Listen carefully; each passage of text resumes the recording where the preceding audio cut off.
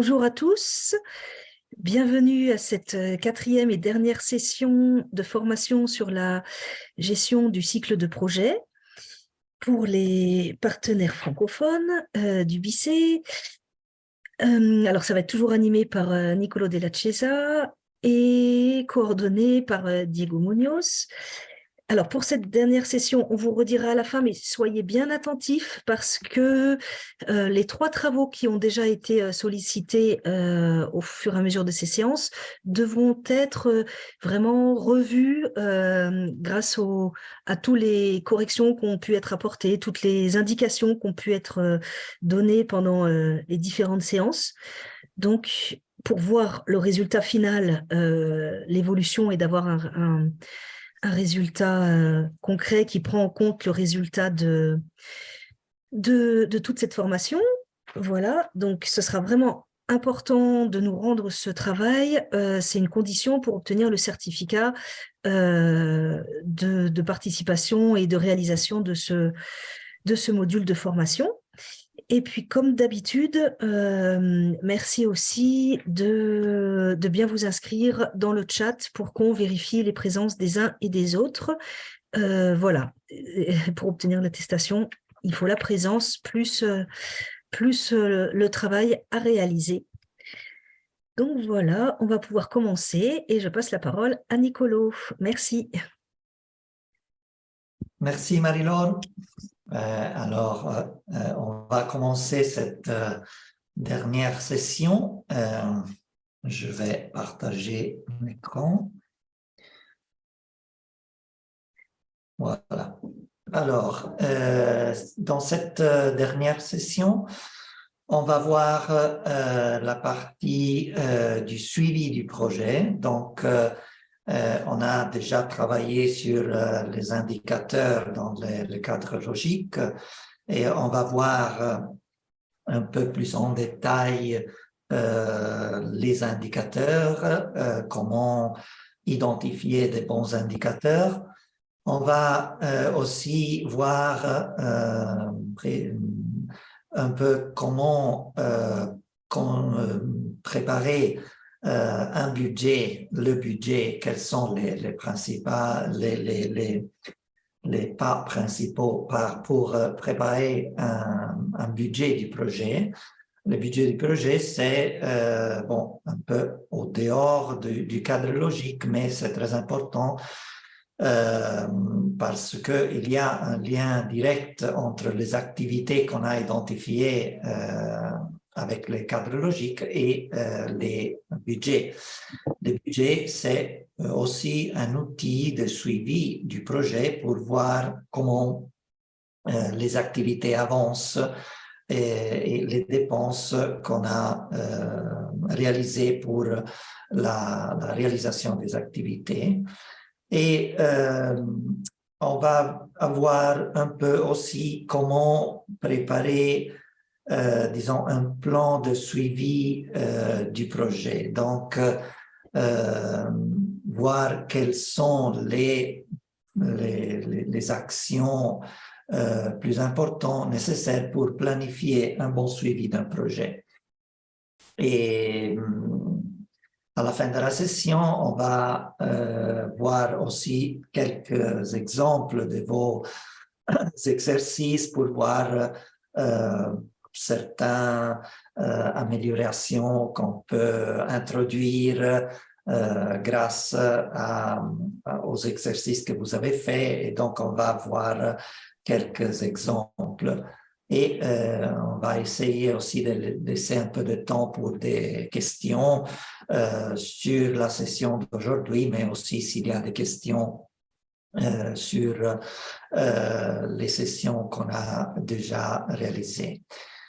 Alors, on commence par la création d'un budget.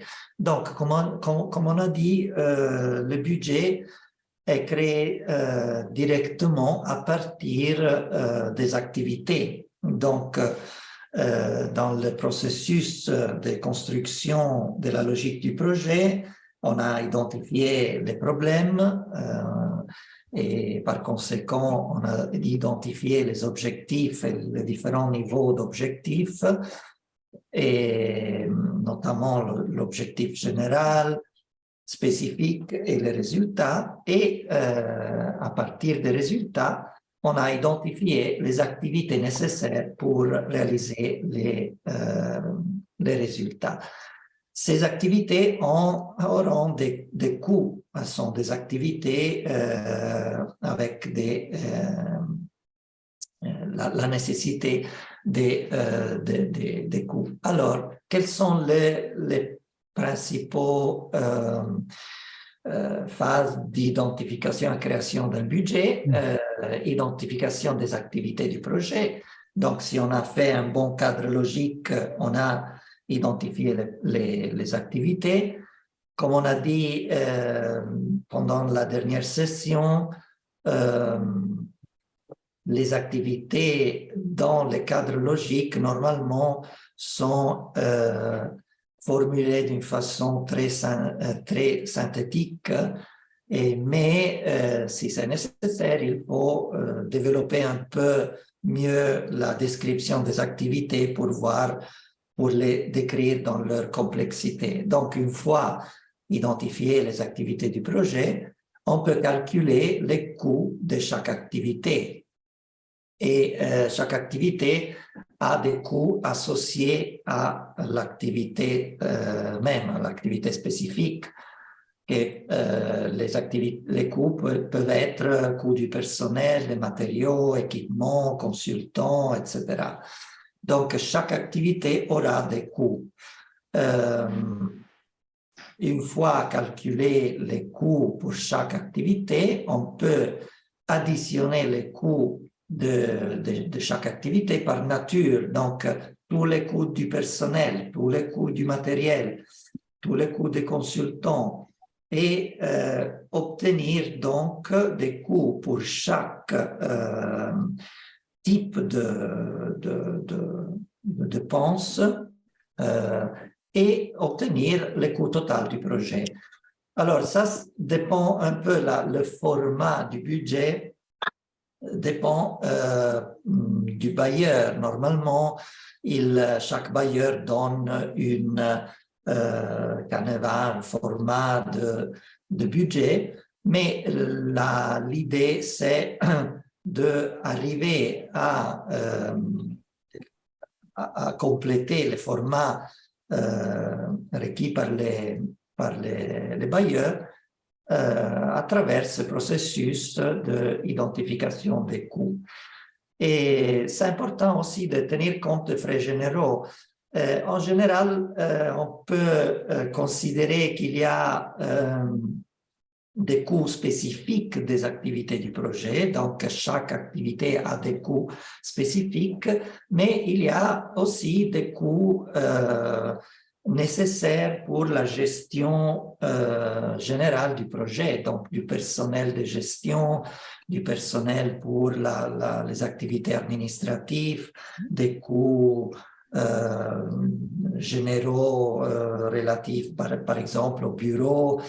Et alors, il faut tenir compte de ces coûts aussi, et ces coûts peuvent être calculés en pourcentage de coûts directs. Parfois, il y a des bailleurs qui donnent la possibilité d'inclure un pourcentage des coûts généraux, et où il faut les calculer en tenant compte des coûts nécessaires pour que les différentes activités puissent être réalisées. Donc, les coûts qui ne sont pas directement liés aux activités, mais qui sont nécessaires pour la réalisation d'un projet. Donc ça, c'est un peu sont les principaux choses à faire pour la création d'un budget. Et pour voir un peu, l'idée c'est que il y a le premier pas à faire, c'est construire le budget par activité. Donc, vous connaissez les activités à partir du cadre logique et pour chaque activité, vous pouvez identifier les différents coûts par nature, par exemple les coûts des équipements, les achats et services extérieurs, frais de services, etc. Et vous identifiez donc les coûts pour chaque activité. Et une fois que vous avez les coûts pour activité, vous pouvez additionner ces coûts dans un budget par nature de dépenses. Donc, ça sera le budget du projet qui va inclure tous les coûts des différentes activités. Et donc, il faudra additionner les différents types d'activités de chaque type de coûts de chaque activité dans un budget par nature de dépenses où vous aurez tous les coûts, disons, des équipements techniques, les achats, les frais de service, les frais de déplacement, les ressources humaines. Et ça, c'est un peu l'idée de comment travailler sur un budget. Alors, c'est important de souligner l'importance de développer les budgets une fois que les cadres logiques est bien complété, terminé, pour que les coûts soient directement liés à la logique du projet. Donc, pour s'assurer que les coûts sont nécessaires pour la réalisation des résultats et des objectifs. Ça, c'est très important à niveau d'évaluation d'une proposition du projet, parce que une des critères qu'on utilise pour l'évaluation des projets, c'est vraiment la nécessité de chaque coût pour réaliser les objectifs. Donc, la connexion entre les coûts et les objectifs. Donc, il s'agit de démontrer que chaque coût est nécessaire dans la logique du projet. Alors, ça, c'est brièvement une idée sur les budgets. Comme je vous ai dit, le projet, c'est aussi un important outil de suivi d'un projet parce que il permet de mesurer l'avancement des activités à travers les coûts qu'on a réalisés pour chaque activité. Il faut souligner que c'est une mesure d'avancement des activités, mais pas nécessairement de résultats, parce que dépenser de l'argent, ça a un important indicateur d'avancement du projet. Venons maintenant aux indicateurs. Alors, l'exercice d'aujourd'hui était sur la préparation des indicateurs dans le cadre logique. Normalement, on définit les indicateurs comme indicateurs objectivement vérifiables. Ça, c'est très important, on va le voir aussi dans les exemples. L'idée, c'est que les indicateurs sont des mesures de progrès utilisées pour mesurer l'avancement du projet en vue d'atteindre les résultats et les objectifs.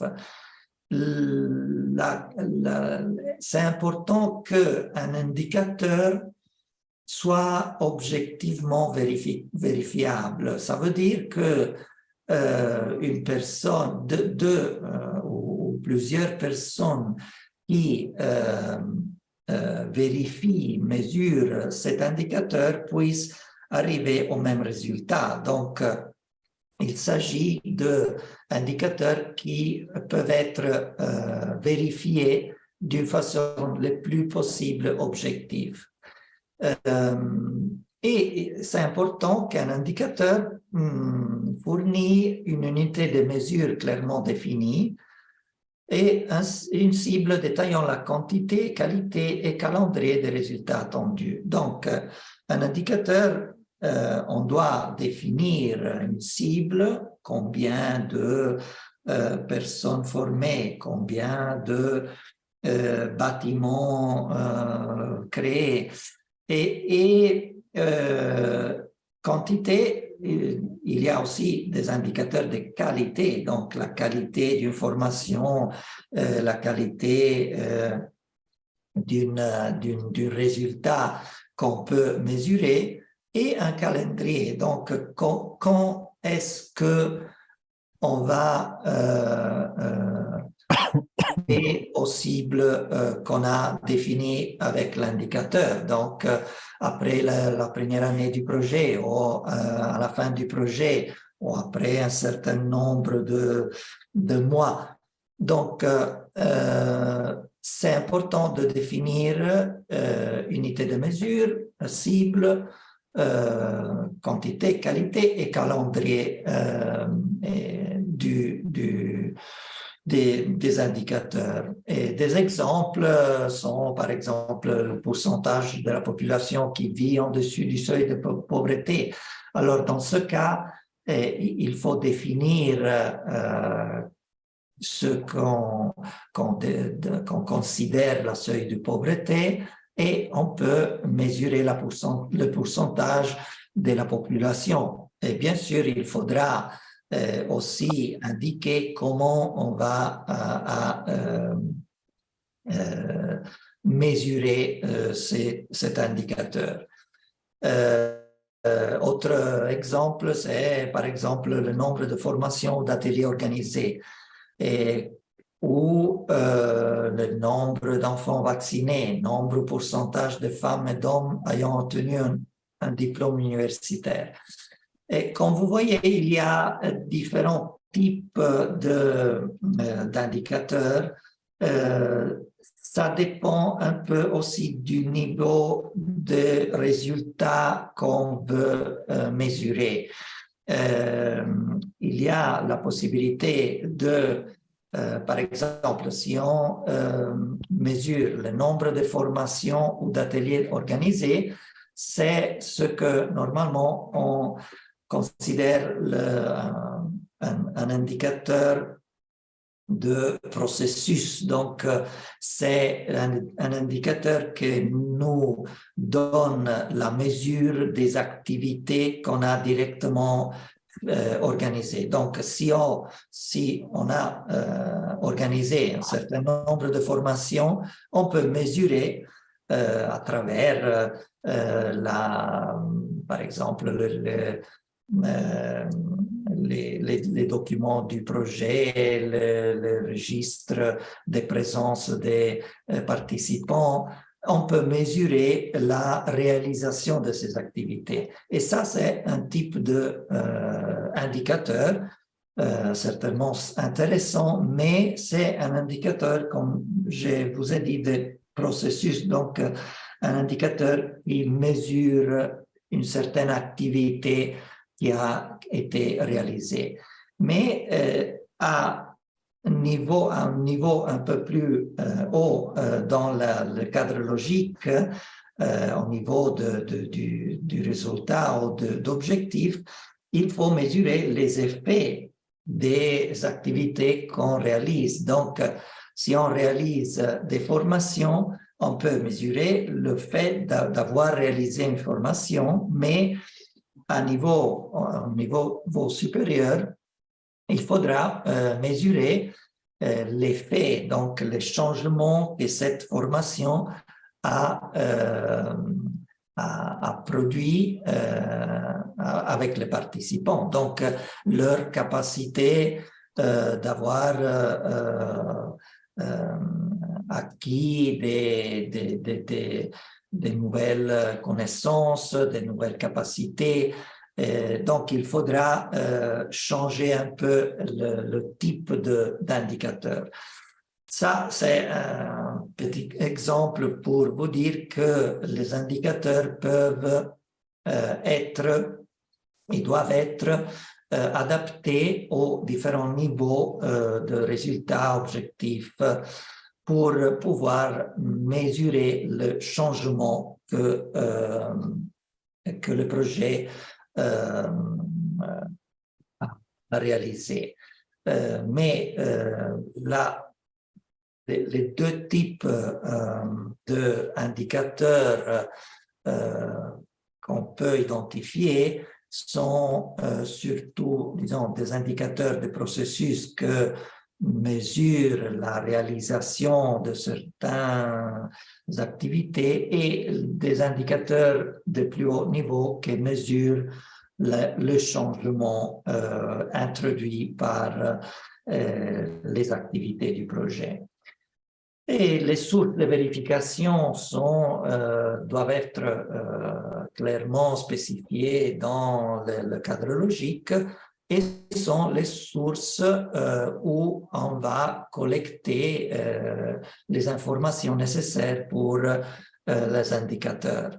Il faut envisager comment les informations seront collectées. Donc, qui sera responsable de la collecte des informations, la fréquence à laquelle la collecte va être faite et les sources de données pour les indicateurs peuvent être sources comme la documentation du projet, les différents rapports, mais aussi des documents externes au projet, des documents des statistiques gouvernementaux ou d'autres organisations qui peuvent nous fournir des informations intéressantes pour mesurer l'impact, l'effet de notre projet. Normalement, on utilise les deux types de sources d'informations, donc des informations internes au projet, mais c'est important aussi d'utiliser des informations externes pour éviter que les informations viennent seulement de sources internes. Alors, on a vu un peu l'importance donc des indicateurs objectivement vérifiables. Après, on va voir un peu plus en détail quelques caractéristiques des indicateurs. Mais je voulais présenter un peu quelques idées sur un possible plan de suivi et d'évaluation. Alors, ça, c'est quelque chose qui est un peu au dehors du cadre logique, mais que c'est important dans la préparation, la conception d'un projet, parce que beaucoup de bailleurs, ils demandent dans leur formulaire d'identifier un plan de suivi et d'évaluation du projet avant le commencement du projet même. Donc, voici quelques idées sur le plan de suivi et d'évaluation. Alors, qu'est-ce que c'est? C'est un processus d'élaboration d'un plan clair pour le suivi et l'évaluation du projet et fournit les informations nécessaires à l'évaluation et à l'orientation de la stratégie du projet. On avait vu dans la première séance cette diapositive avec des idées sur l'importance d'un plan de suivi et d'évaluation. Avoir un bon plan de suivi et d'évaluation d'un projet nous aide à gérer les projets en interne, mais nous aide aussi à communiquer avec les différentes parties prenantes sur l'avancement du projet.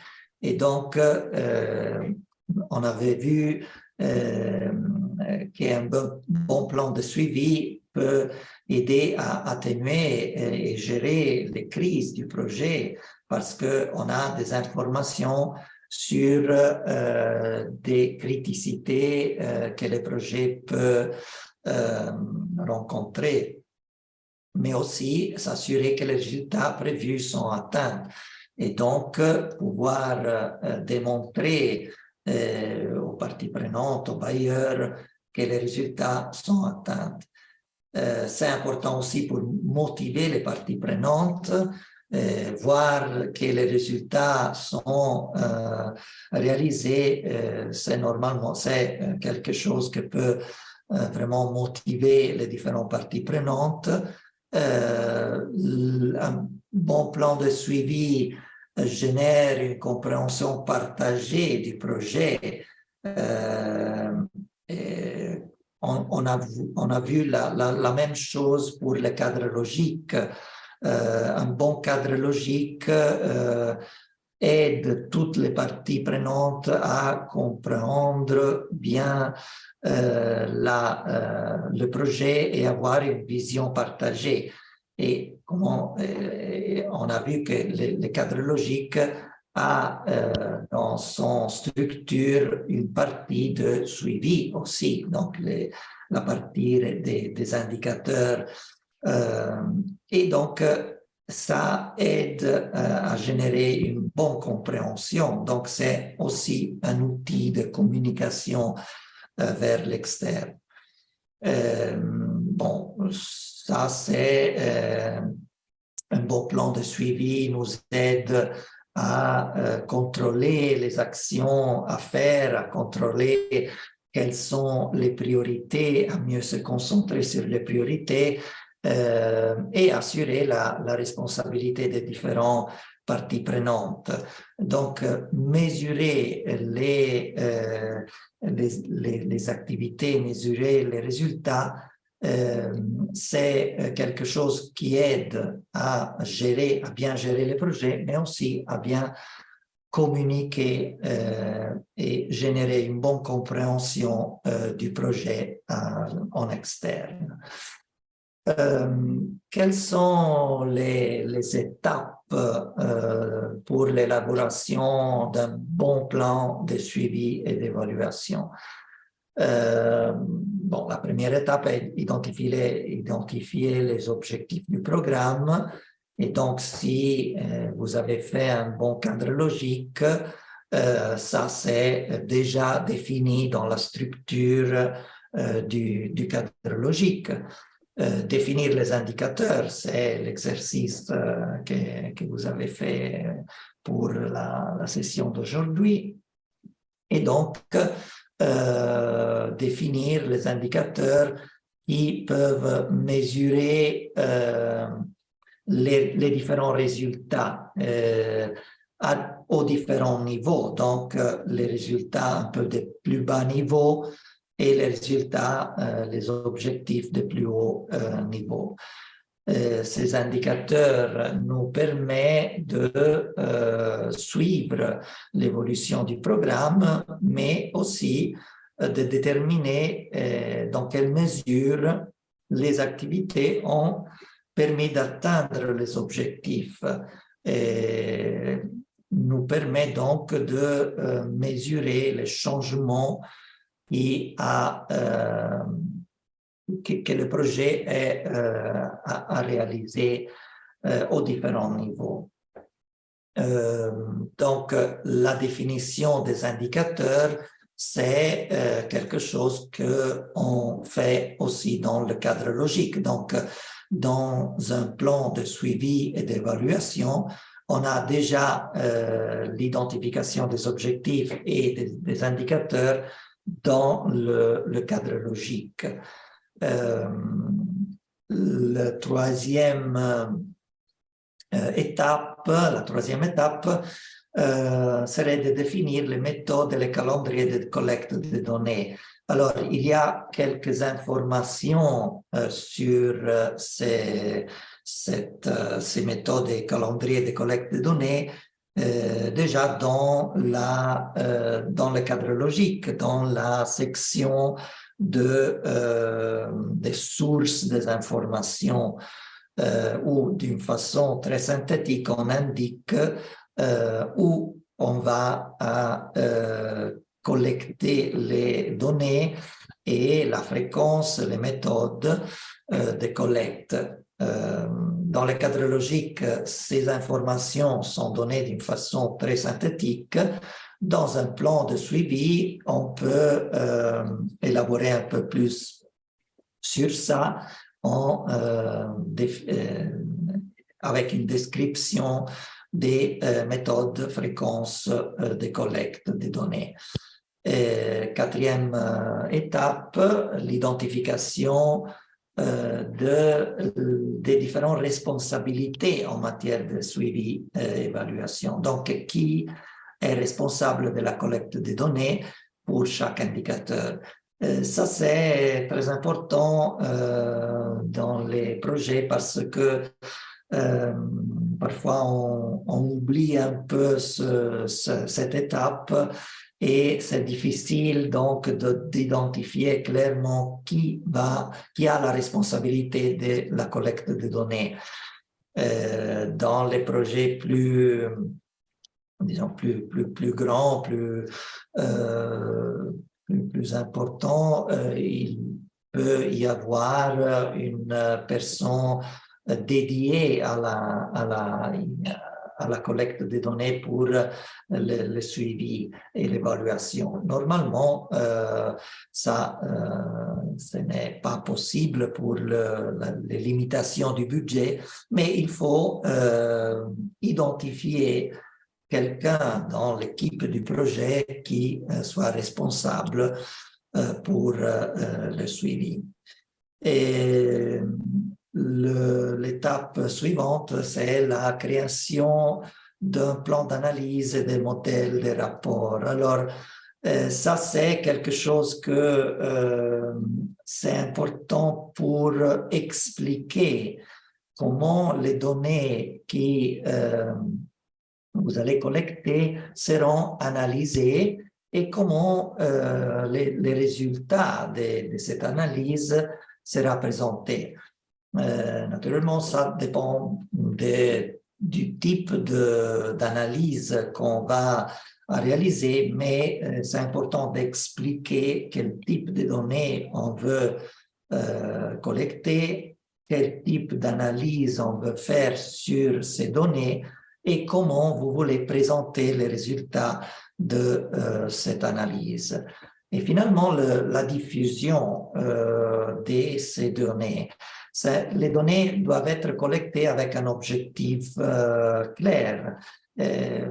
On a vu qu'un bon programme de suivi est important pour la gestion même du programme. Donc, c'est important de diffuser les résultats et les résultats de l'activité de suivi en interne pour motiver l'équipe, pour donner des informations aux équipes pour une bonne gestion du programme. Mais c'est aussi important de diffuser les résultats en externe, par exemple au public ou aux bailleurs ou à autres parties prenantes pour les motiver, pour les informer. Et donc, c'est important de planifier la diffusion à différents niveaux et avoir une idée clair, un objectif clair du programme de suivi du projet. Quelques caractéristiques des indicateurs. Normalement, on trouve ces types de définitions sur l'indicateur, indicateur SMART. Donc, avec la définition en anglais, specific, measurable, achievable, relevant, time-bound. Donc, des caractéristiques des indicateurs qui peuvent donner disons, des caractéristiques positives à un indicateur. Donc, quelles sont les caractéristiques que chaque indicateur devrait avoir pour être un bon indicateur pour le suivi du projet? La première caractéristique, c'est spécifique. Donc, l'indicateur doit faire référence à des changements spécifiques qui auront lieu grâce au projet. Donc, il faut mesurer un changement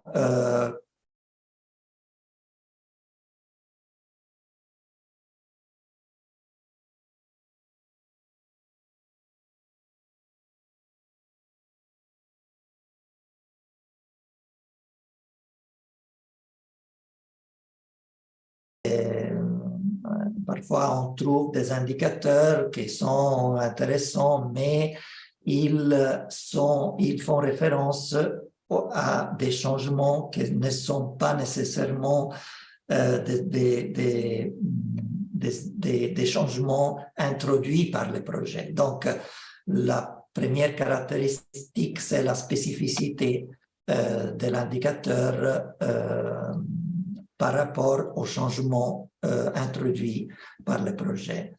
Le deuxième, c'est que l'indicateur doit être mesurable.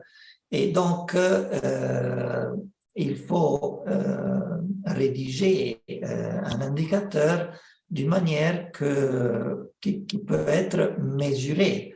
Et donc, on peut mesurer d'une façon la plus objective que soit possible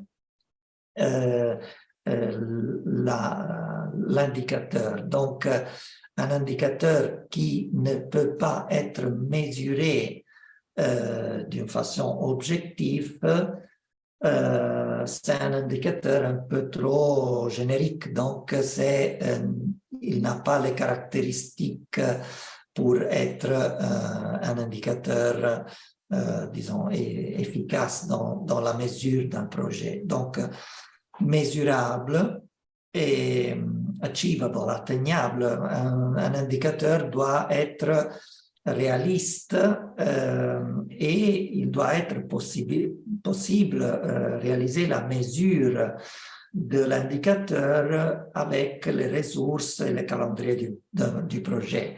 Alors, il peut avoir des indicateurs très intéressants, mais qui ne sont pas atteignables dans le cadre avec les ressources d'un projet.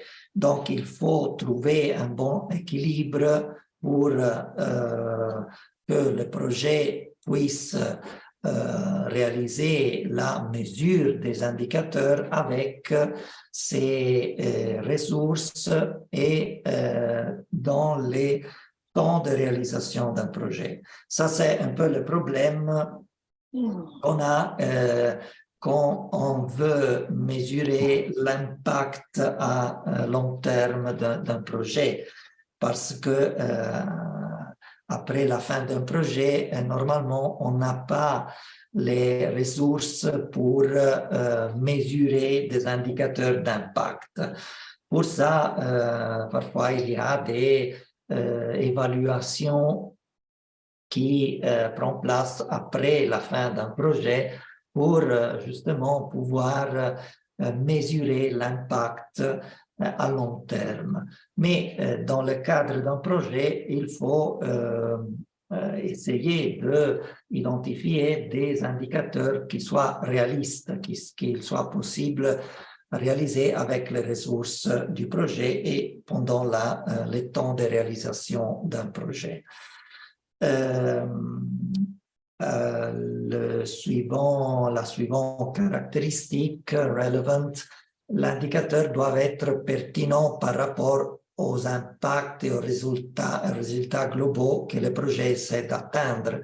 Donc, on doit essayer de mesurer justement les impacts du projet et pas disons, l'impact des autres activités, autres causes qui peuvent déterminer des changements. Donc, l'indicateur doit être pertinent au projet, doivent mesurer l'impact du projet sur un certain changement. Donc, il faut essayer d'être le plus possible pertinent sur la mesure des changements relatifs au projet. Donc, essayer de mesurer comment le projet même a eu un impact sur le changement et éviter de mesurer des changements réalisés par d'autres causes au dehors du projet. Donc, c'est important que les indicateurs soient pertinents au projet, donc aux impacts et résultats du projet.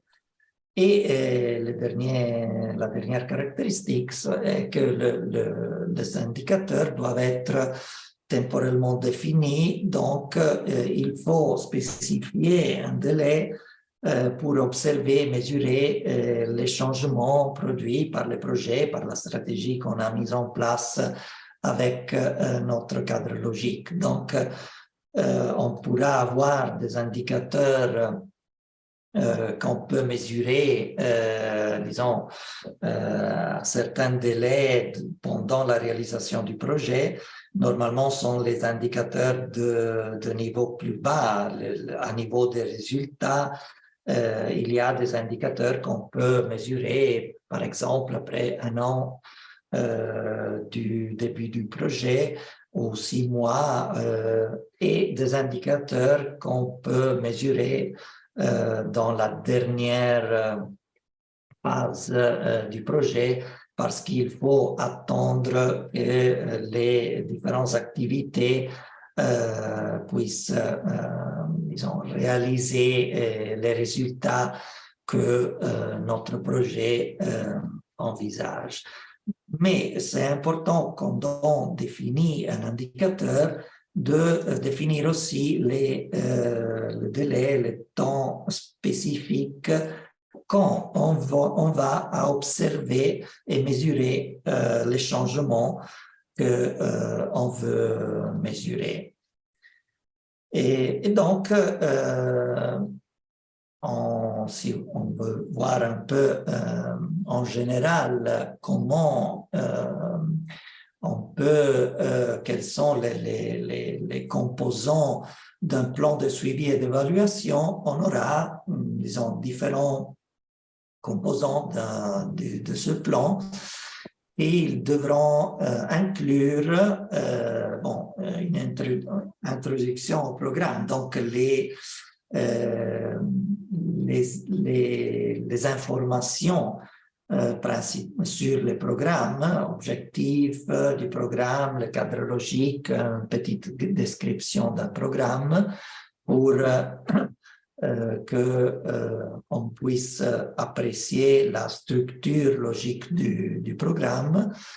Une partie dédiée aux indicateurs, donc un tableau indiquant les sources des données, les calendriers de collecte, les responsables de la collecte des informations, les rôles et responsabilités dans la collecte, analyse et la production des rapports des suivis et évaluations, et une partie dédiée à la structure des rapports qu'on va utiliser pour communiquer les résultats disons du travail de suivi. Donc, un plan d'analyse des données collectées et des modèles, des rapports prévus pour présenter les résultats de cette activité de suivi.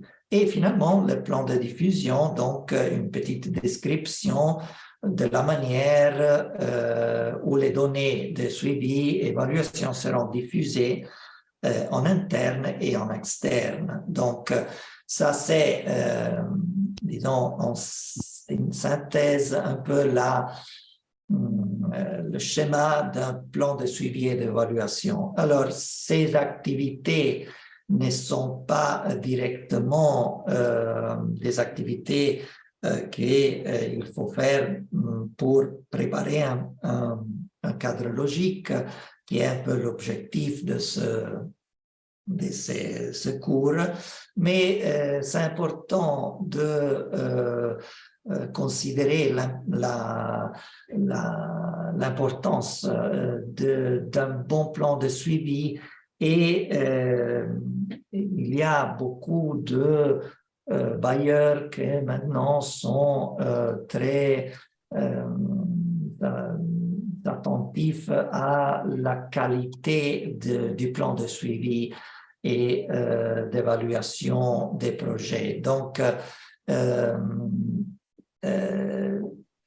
il y a, disons, un peu un changement de focus d'une attention qui a changé un peu dès la réalisation seulement des activités, donc de contrôler l'avancement des activités, donc les coûts des activités. Et maintenant, il y a une attention plus grande sur l'idée du changement, donc de vraiment planifier un bon suivi pour pouvoir contrôler les changements introduits par le projet.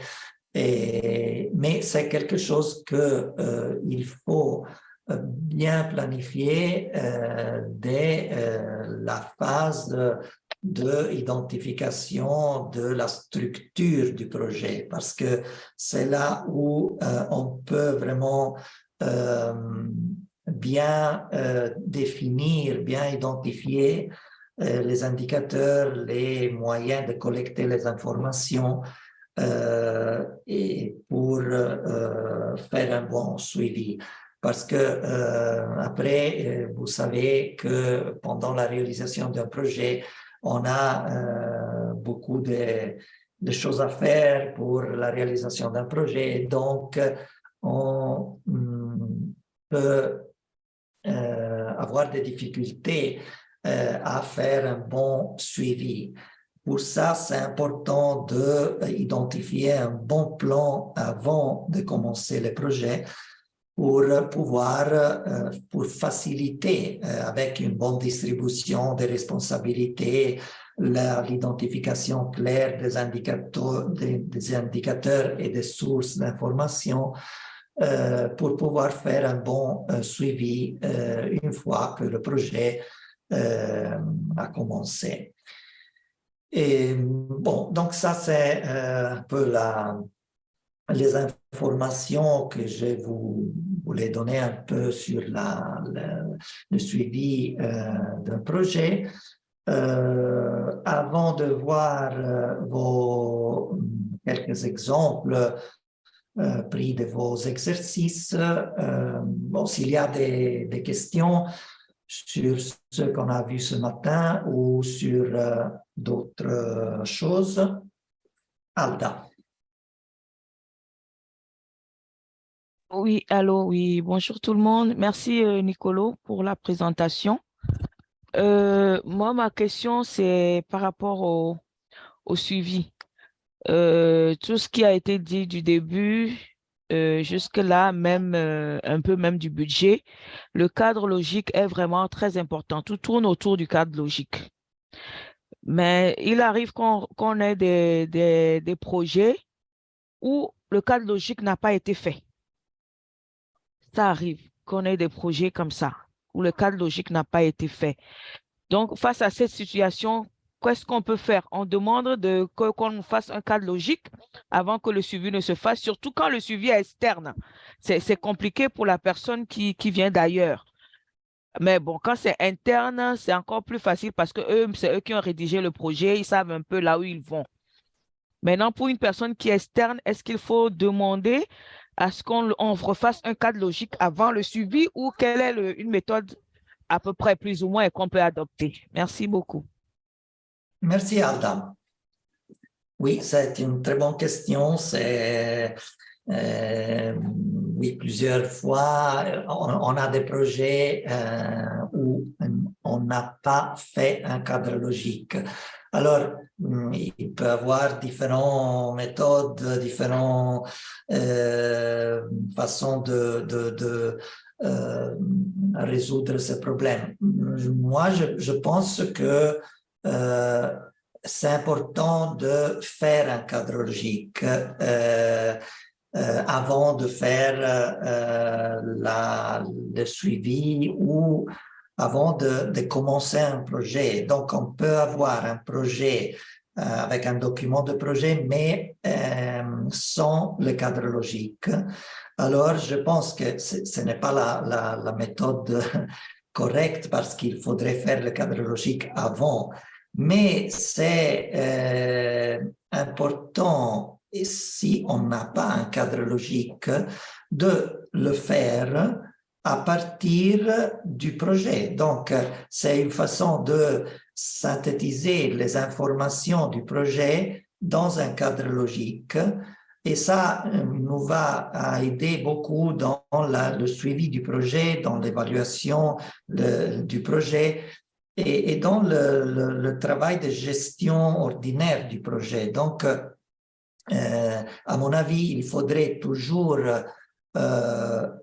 faire un cadre logique si on n'a pas si on ne l'a pas fait avant, à partir des informations qu'on a dans le document du projet. Et ça nous va aider aussi à vérifier un peu la logique du projet, donc à voir si vraiment le projet a une bonne logique, s'il y a une bonne connexion entre les activités, les hypothèses, les résultats, les objectifs, et à définir les indicateurs et les sources de vérification si ces éléments ne sont pas encore définis. Donc, ça serait mon avis sur sa question.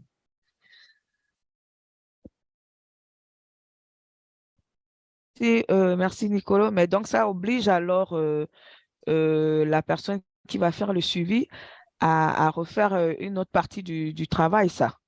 Parce que c'est à lui de relire le projet, de revoir un peu les indicateurs, de revoir un peu les résultats, enfin un peu tout ça, quoi. Et ça l'amène à faire un double travail en quelque sorte. C'est ça. Ouais, OK. Oui, c'est ça, parce que si on ne fait pas ce travail de organisation logique des différents éléments du projet, je pense que ça serait très difficile de faire un bon travail de suivi. Parce que peut-être on pourrait se concentrer sur le suivi des activités, mais ça serait difficile d'avoir une bonne idée de la complexité du projet et surtout des liens entre activités, résultats, objectifs, hypothèses. Donc, je pense que vraiment, c'est très important de faire ce travail. Et ça ne va prendre beaucoup de temps. Donc, si on a un peu d'expérience avec la formulation d'un cadre logique. Après la lecture d'un projet, on peut organiser les informations. Donc, c'est une façon d'organiser les informations dans un cadre logique. Naturellement, ça, c'est une logique différente de la préparation d'un cadre logique comme il faudrait la faire, donc avant de préparer les documents du projet, parce que ça vraiment prend en considération les problèmes, comme on a vu, le lien entre les problèmes, les objectifs et les activités. Mais c'est une façon de bien organiser disons, la logique du projet pour pouvoir faire une suivi du projet même. Adolphe? Merci beaucoup. Merci.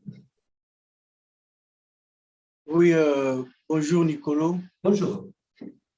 J'ai une question et avant tout cela, je vous remercie d'abord par rapport à la belle prestation d'aujourd'hui qui est particulièrement, j'ai beaucoup aimé. Ben, j'ai une préoccupation au niveau de l'élaboration du budget. Il s'est fait que vous êtes en train d'élaborer le budget et que le bailleur vous demande un seuil à respecter.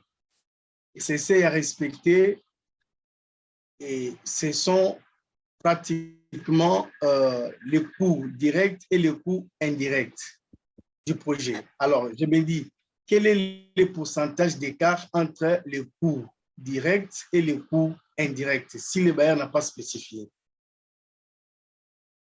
Oui, merci. Et bon, ça, c'est quelque chose que ça dépend beaucoup des types du projet, du bailleur, disons aussi de la dimension du projet, parce que, comme vous l'avez dit, les coûts indirects doivent être un pourcentage du projet. Ça dépend aussi beaucoup normalement du type d'organisation. Donc, il y a par exemple des grandes organisations qui gèrent plusieurs projets et donc ils ont la possibilité disons, de couvrir ces coûts indirects sur plusieurs projets. Donc, par exemple, la coordination, ils ont un bureau d'où ils gèrent plusieurs projets.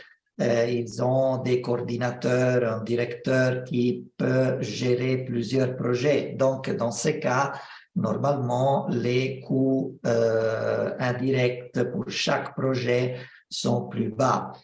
Et dans d'autres cas, il y a par exemple des organisations plus petites qui gèrent un ou deux projets. Et donc, dans ces cas, les pourcentages des coûts indirects de l'organisation sont plus hauts. Bon, c'est difficile de vous donner un pourcentage. Les bailleurs, normalement, considèrent des pourcentages de coûts indirects, disons, entre 10 et 15% des coûts directs d'un projet. Ça, c'est à peu près le pourcentage qui est reconnu comme faisable pour les coûts indirects sur les projets. Mais ça dépend beaucoup du bailleur et, comme je dis, des types d'organisations. Donc, il y a des organisations qui doivent considérer des coûts indirects plus élevés parce qu'ils gèrent peu de projets, donc ils n'ont pas la possibilité de couvrir ces coûts indirects sur plusieurs initiatives. Je ne sais pas si j'ai répondu à votre préoccupation? La préoccupation a rencontré une satisfaction, mais dans, je ne sais pas, un seul aspect. Parce que si on veut tenir compte du caractère réalisable de tout projet, et lorsque le bailleur vous donne, par exemple, les fonds qui ne sont pas réalistes par rapport aux activités prévues dans les projets, en tant qu'expert, vous comprenez l'impact que cela peut avoir sur la mise en œuvre du projet. Alors, c'est comme ça que je voulais, en tant qu'apprenant, comprendre au moins s'il y a un pourcentage qu'on peut décaler en proposant le budget pour permettre à ce que les activités soient réalisées de manière concrète. Donc, c'était un peu ça. Oui, ça c'est bon, ça c'est peut-être une autre chose. Ce que j'avais dit, c'est un peu le rapport entre coût direct et indirect. Si je comprends bien votre question maintenant, c'est disons, la correspondance entre les budgets qui est disponible et les activités à réaliser. Alors, ça, c'est, oui, normalement, on fait le travail disons, d'identification des activités à partir des problèmes et des objectifs. Et donc, on arrive à planifier des activités avec certains coûts pour résoudre les problèmes qu'on a considérés comme problèmes centraux. Mais il peut avoir le cas où les coûts nécessaires pour réaliser la stratégie qu'on a décidé de réaliser sont trop élevés par rapport à la disponibilité des fonds du bailleur. Alors, dans ce cas, il faudra réviser la stratégie et fixer des objectifs, des résultats qui soient, disons, en ligne avec les possibilités concrètes que les moyens mis à disposition nous donnent. Donc, c'est un peu un travail de révision comme on a vu dans la préparation du cadre logique, c'est tout un travail un peu itératif. Donc, il faut considérer à partir de l'analyse des problèmes et des résultats, la possibilité un certain nombre d'activités, vérifier la faisabilité de ces activités et vérifier que les coûts soient en ligne avec la disponibilité. Si ça n'est pas le cas, alors il faut revoir la structure des objectifs et des résultats et par exemple réduire un peu les résultats pour les rendre compatibles avec les moyens disponibles. Ça, c'est un peu le travail à faire. Mais pour préciser, ça se fait avant le contrat avec le bailleur. C'est pour ça qu'il faut prendre le temps avant le début avant de présenter le projet. Parce qu'une fois que c'est signé, le bailleur, il va pas comprendre pourquoi finalement on n'arrive pas à faire quelque chose qui a été quand même présenté officiellement. Donc ça, c'est les très bonnes questions qu'il faut se poser, mais quand on élabore au début le projet. Ça, c'est fondamental. Parce que effectivement, le bailleur, il voudrait faire le maximum de choses, sauf que la réalité sur le terrain, il y a des coûts. Donc, c'est à nous de rappeler que nous, on fait du travail qualitatif et que pour cela, il faut... voilà, faut pas donner... faut pas vouloir faire plaisir au bailleur. Il faut être réaliste par rapport à vous, les capacités, les frais que vous avez sur le terrain et le personnel qui coûte, voilà, c'est important aussi de tout prendre en compte. Mais ça, c'est dès le départ. En cours de projet, le bailleur, il va pas aimer que vous changiez, sauf s'il y a le Covid, sauf s'il y a un événement extérieur qui change tout. Mais voilà, je pense que c'était pas le cas. C'était et ça, c'est pour ça qu'il faut bien discuter avec le bailleur pour lui faire comprendre les enjeux que vous et vos contraintes de terrain et si c'est expliqué, mais faut pas s'engager à l'avance si c'est pas réalisable. C'est juste pour la préciser. Oui, merci Marie-Laure. Je pense que réalisme, c'est vraiment le mot, c'est très important d'être réaliste dans la préparation du projet et du budget. Donc, être réaliste et communiquer avec réalisme ce qu'on peut faire avec les ressources qu'on a. J'avais juste Merci, une Nicolo. question. Et j'avais juste une question pour ma part. Là, on parle des indicateurs de résultats, mais il y a aussi les indicateurs d'activité. Et je sais que certains partenaires ont des tableaux de suivi pour suivre que voilà, toutes les activités, le nombre de bénéficiaires est atteint. Mais des fois, c'est très complexe. Et c'est pas évident de faire un tableau de suivi des activités parce qu'il faut l'aspect genré. Des fois, il y a même des tranches d'âge qui sont nécessaires, les adultes, les enfants. Euh, et je sais, c'est une question très large, on pourrait faire toute une séance juste sur ça aussi. Mais est-ce qu'il y a des... Comment faire pour avoir des tableaux est-ce qu'il faut faire des tableaux à Excel ou est-ce que Word, ça suffit? Ou voilà, quelques recommandations pour les indicateurs des activités, pas pour les résultats.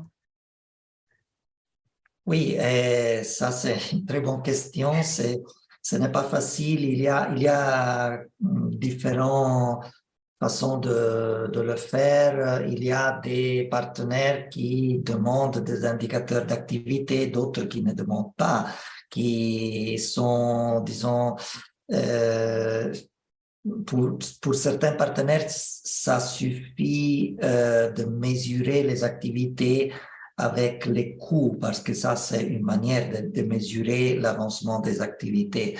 Dans le cas où les partenaires demandent la mesure des activités, il n'y a pas une seule façon de le faire. Je pense que la question, c'est planifier en avance. Donc, voir comment les activités sont structurées et planifier pour chaque activité une façon de mesurer l'avancement des activités. Alors, s'il y a, par exemple, des cours de formation, on peut préparer un tableau avec les nombres de participants, les heures de cours réalisés, et ça, c'est facile à réaliser.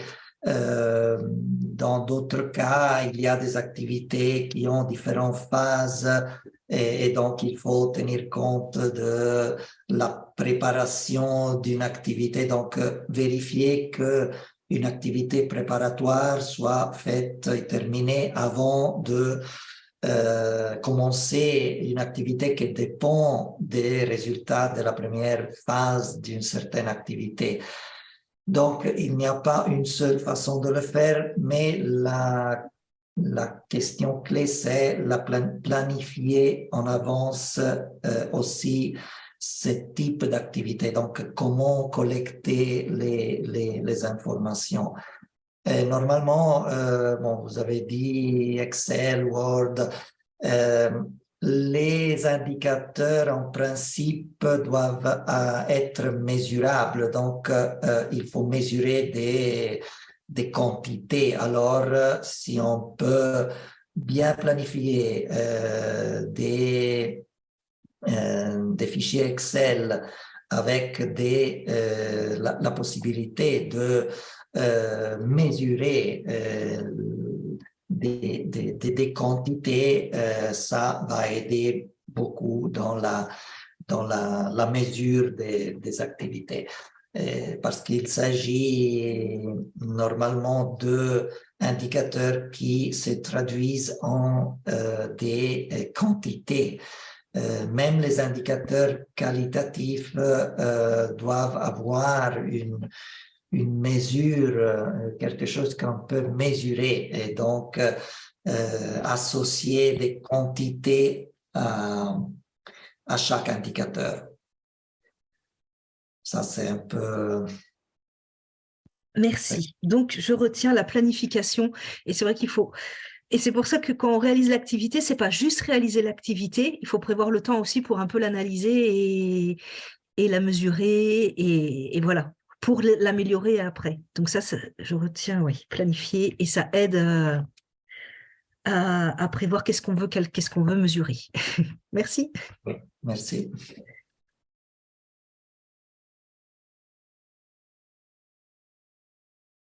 Alors, s'il n'y a pas d'autres questions, on peut voir rapidement quelques indications sur la base des travaux que vous avez faits. Alors, ici, il y a un premier exemple.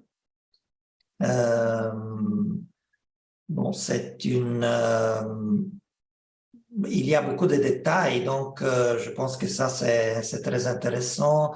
Un cadre logique avec beaucoup de détails, mais à niveau d'indicateur, il y a quelques observations qu'on peut faire ici.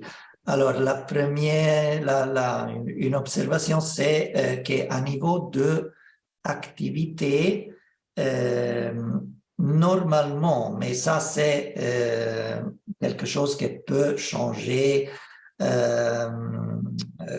avec les différents partenaires, les différents bailleurs, mais normalement, on considère les ressources nécessaires pour réaliser les activités. Alors ici, il y a des indicateurs intéressants, mais qu'à mon avis, il faudrait placer à niveau un peu plus en haut dans le cadre logique, parce qu'il y a déjà des indicateurs qui mesurent des changements. Donc, transacteurs de la justice sont bien formés, sensibilisés, degré d'application des différentes mesures issues des réunions de synergie, 36 réunions sont tenues. Il y a un peu un mélange de différents types d'indicateurs. Donc, il y a des indicateurs plus de processus, donc combien de réunions sont tenues, qui sont, disons, des indicateurs plus appropriés à niveau des résultats, mais aussi au niveau des activités. Mais il y a aussi des indicateurs un peu de plus haut niveau. Par exemple, plus de 60% des parents ont une bonne capacité de résolution des problèmes éducatifs de leurs enfants. Ça, c'est déjà un indicateur des résultats qui peut mesurer la capacité des parents sur la résolution des problèmes. Donc, et il faut bien différencier, disons, les types d'indicateurs selon le niveau auquel on le place dans le cadre logique. Donc, chaque indicateur doit mesurer les résultats au niveau duquel il est placé. Dans ce cas, ces trois indicateurs ici sont bien, mais attention aux indicateurs qualitatifs. Par exemple, ici, on a 30 acteurs de la justice, sont bien formés, sensibilisés. Donc, il y a un élément quantitatif, combien d'acteurs, mais aussi un indicateur de qualité, donc bien formés, sensibilisés. Alors, ça, c'est important de assurez-vous de pouvoir mesurer objectivement aussi des aspects qualitatifs. Comment est-ce que je vais déterminer que les acteurs de la justice soient bien formés, sensibilisés? Alors, est-ce qu'il y aura des tests? Est-ce qu'il y aura une évaluation de leur capacité après la formation? Il faut bien identifier ces aspects dans les indicateurs et dans les sources de vérification.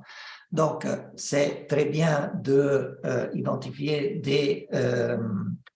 disons des indicateurs de qualité, mais il faut identifier objectivement comment on va mesurer cette activité. Alors, par exemple, on pourrait dire qu'on considère que les acteurs de la justice sont bien formés si au moins 70% d'eux a un certain résultat dans un test que je fais à la fin de la formation, par exemple. Donc, trouver une façon objective de mesurer des éléments qualitatifs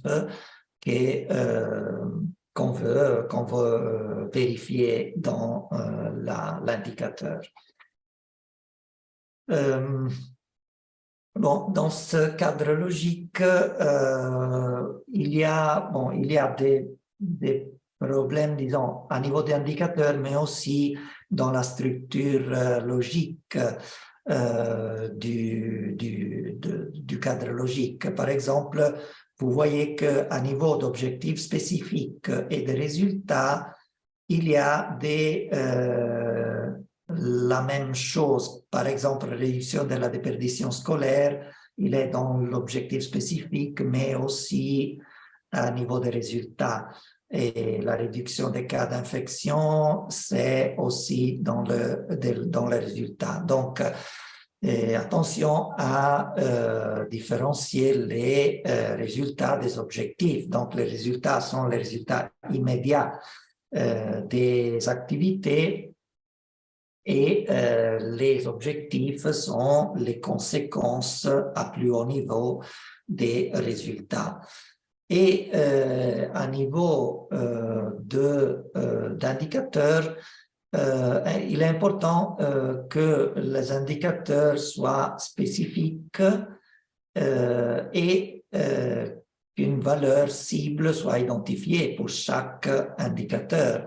Donc, nombre d'enfants malades, nombre d'enfants absents au cours, effectif des enfants présents. Donc, sont des indicateurs qui n'ont pas assez de spécificité et il n'y a pas de valeurs cibles pour savoir quel est le niveau de l'indicateur qu'on considère satisfaisant pour la mesure de la, disons, de l'objectif ou des résultats que je veux mesurer. Dans cet autre exemple, bon, ici, aussi, il y a un peu un problème à niveau d'objectif spécifique et général. Alors, l'objectif général est présenté comme une activité, donc lutter contre la malnutrition, et l'objectif spécifique aussi, éradiquer la malnutrition. Donc, la formulation, ce n'est pas correct, c'est une formulation plus d'activité. Et l'autre problème, c'est que c'est un peu la même chose. Donc, à niveau d'objectif spécifique et d'objectif général, on a un peu la même chose. Donc, on n'apprécie pas la différence de niveau. Donc, l'objectif spécifique, c'est quelque chose que le projet veut réaliser pendant sa durée. Et l'objectif général, c'est la contribution du projet à un changement de plus haut niveau qui va prendre place pendant la durée du projet, mais aussi après les projets. Pour ce qui concerne les indicateurs aussi, il y a un peu de, disons, quelques problèmes ici parce que, par exemple, la malnutrition est éradiquée à 90% dans le village de Bari. Alors ça, c'est un peu une façon de formuler, une autre façon de formuler l'objectif spécifique. Donc, c'est la description d'une condition et dans l'indicateur, avec l'indicateur, il faut spécifier comment on va réaliser on va réaliser la mesure de la réalisation de l'objectif. Donc, comment est-ce qu'on va mesurer l'éradication ou la diminution de la malnutrition? Donc, il ne faut pas dire que la malnutrition est éradiquée parce que ça va être l'objectif. Mais ici, on doit expliquer comment est-ce qu'on va savoir que la malnutrition a été réduite. Donc, ici, il y a des pistes parce que on met dans la source de vérification études comparatives des courbes de malnutrition dans le village, de Bari avant et après. Donc, ça, c'est une manière de mesurer le degré de malnutrition. Donc, il faudrait être un peu plus spécifique sur la façon de mesurer disons, le résultat ou l'objectif qu'on va atteindre. Ici, dans cet indicateur aussi, disons que ça va, mais comment est-ce qu'on va mesurer ces indicateurs? Donc, 100% des enfants jouissent d'une parfaite santé en tout temps. Alors, il faut voir comment est-ce qu'on va mesurer ça. Donc, ici, il y a dans les sources de vérification, enquête auprès des ménages et dans les centres de santé. Ça va bien, mais comment est-ce qu'on va définir la parfaite santé des enfants? Donc, il faudra trouver un indicateur objectif pour définir comment on peut mesurer la parfaite santé. Donc, le pourcentage d'enfants qui ont un certain résultat dans disons, des contrôles de santé. Donc, il faut être plus spécifique pour démontrer qu'on a planifié comment mesurer les indicateurs. Et bon, une observation sur ces hypothèses. Ici, à mon avis, il s'agit des causes des problèmes identifiés et pas des hypothèses. Donc, manque d'éducation nutritionnelle, manque d'accès à l'eau potable sont des causes, des problèmes qui sont à la base disons, de la logique du projet. Mais normalement, les hypothèses sont des conditions positives nécessaires et externes au projet, nécessaires pour que le projet puisse réaliser les résultats et les objectifs. Donc, attention à, disons, la question des hypothèses aussi. Et bon, une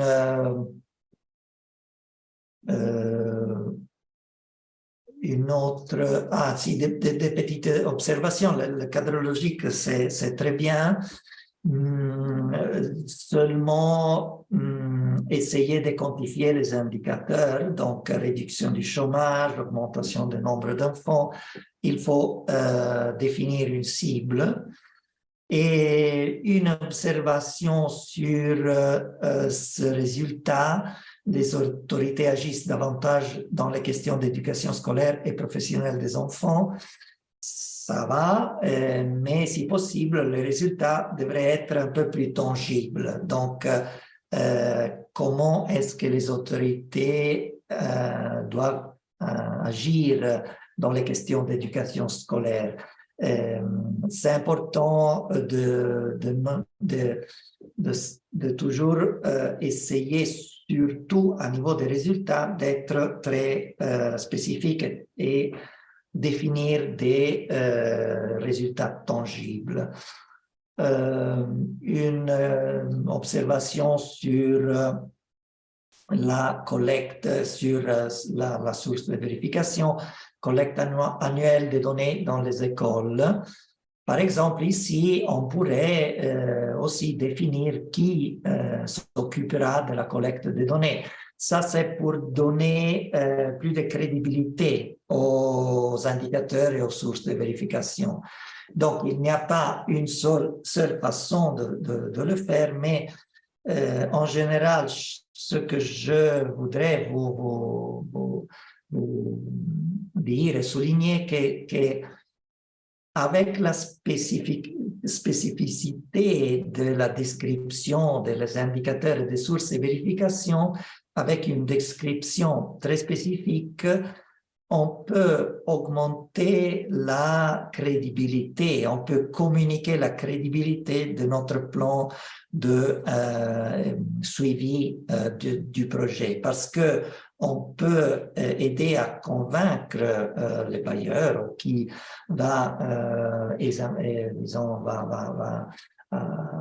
lire notre cadre logique, que ça sera possible, que nous avons un plan très clair de comment mesurer et qui va mesurer les différents aspects de notre projet. Bon, ça c'est en général un cadre logique qui, je pense, a un bon équilibre entre une représentation synthétique du projet, mais aussi représente la complexité du projet. Donc, en général, comme on a vu en parlant du cadre logique, il faut trouver un bon équilibre entre une représentation synthétique, mais aussi donner la complexité du projet. Et seulement deux petites observations sur les indicateurs.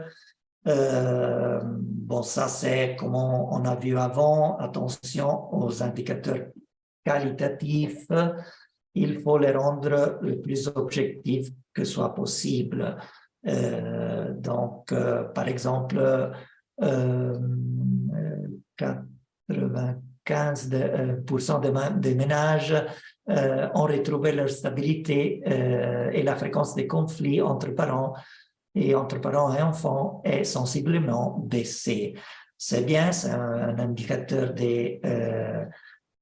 de qualité, mais c'est important de bien définir comment le mesurer et pour pouvoir établir que ce cible a été éteigné. Donc, important pour les indicateurs qualitatifs de les rendre si objectifs que soit possible.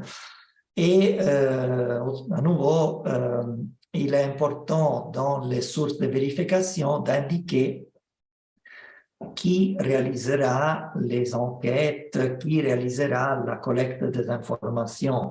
Ça donne des informations importantes à qui va évaluer le projet, parce que on va, par exemple, nous dire si les données vont être collectées en interne ou en externe. Donc, si c'est la même équipe, ce sont les mêmes équipes du projet qui vont collecter les données, ou par exemple, si on va confier la collecte de données à un consultant externe. Et toutes ces informations sont très importantes, comme je l'ai dit, pour donner crédibilité au système de suivi du projet. Donc ça, c'est tout, c'est un peu les observations que je voulais faire sur votre travail. Et alors, pour moi, c'est tout. Si vous avez des questions. Alors, comme l'avait dit Marie-Laure, c'est important que si vous pouvez réviser votre exercices, les trois, disons, les trois exercices et nous les envoyer, disons, en faisant, si c'est nécessaire, des changements pour tenir en compte les choses qu'on a vues pendant le cours. Ça, je pense que va être un exercice intéressant pour vérifier un peu en pratique les choses qu'on a vues. Les bons. Bonjour Nicolo. Ma préoccupation était que notre dernier exercice n'a pas été commenté. Alors, ce que vous venez de demander là, on ne sait pas comment on va encore rendre ça plus performant alors que ça n'a pas été commenté. Merci. Merci, les bons. Alors, je n'ai commenté tous les exercices, j'ai pris seulement certains exemples pour, disons, voir les erreurs plus que j'ai vu un peu plus fréquemment.